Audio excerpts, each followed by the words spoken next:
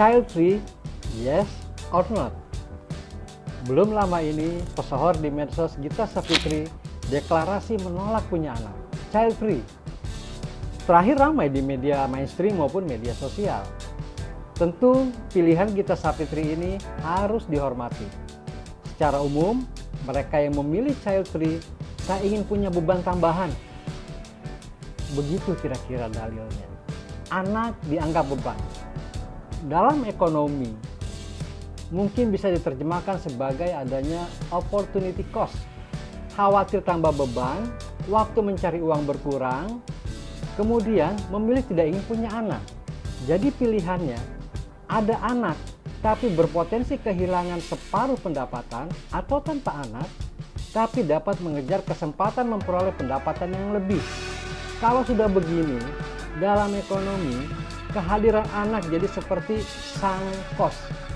Biaya yang telah terlanjur keluarkan, kemudian menghilang begitu saja, tanpa ada imbal hasil, karena ia telah menjadi beban. Ingat, ini dalam ekonomi, bukan soal moral, apalagi agama.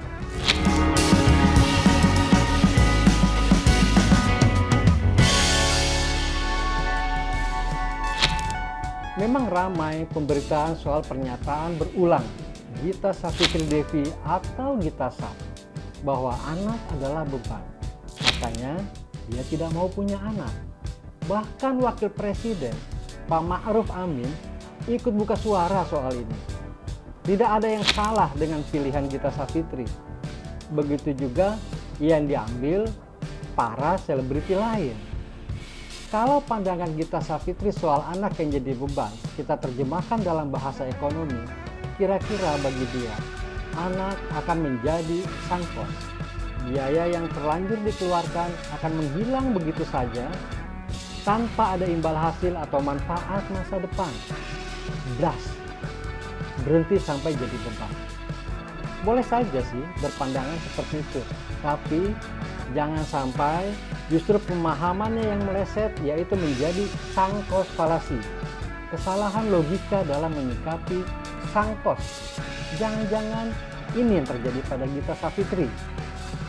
Kalau kita mengacu pada logika kita, justru bisa sebaliknya. Dalam bahasa ekonomi, anak mungkin bisa diterjemahkan sebagai investasi. Ingat, life cycle. Mengapa anak bisa jadi investasi dalam bahasa ekonomi?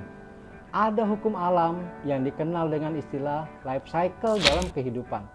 Bukan hanya usia, tapi juga soal kerja, produktivitas. Mungkin dalam 5 atau 10 tahun ke depan, tingkat produktivitas itu akan sampai pada puncaknya. Puncak produktivitas setelah itu, kalau dibuat dalam bentuk kurva atau garis melengkung, akan terjadi penurunan. Sebab sudah sampai titik optimal, yaitulah istilahnya. Jadi puncaknya adalah titik optimal. Titik optimal itu adalah puncak produktivitas. Selanjutnya akan terjadi penurunan yang dikenal dengan istilah diminishing. Iya, diminishing atau penurunan produktivitas. Atau dalam bisnis seringkali juga disebut dengan diminishing return. Imbal hasil atau penghasilan yang mulai melayu. Gita Savitri atau siapapun, kita semua pada umumnya akan mengalami kondisi seperti ini. Nah, pada situasi ini, anak dalam konteks ekonomi, bukan moral, bukan pula agama, berpeluang ikut menopang.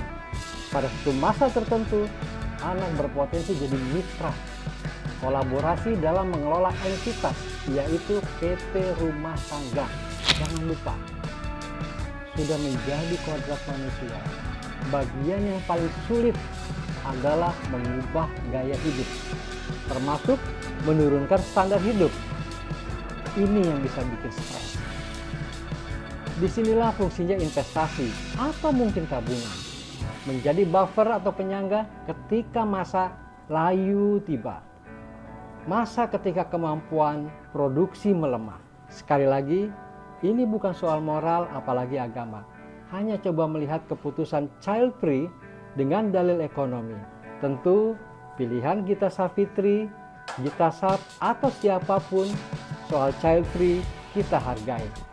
Mereka sudah pertimbangkan secara matang atau mungkin setengah matang. Eling dan waspada. Jangan lupa ngopi. Kita salam.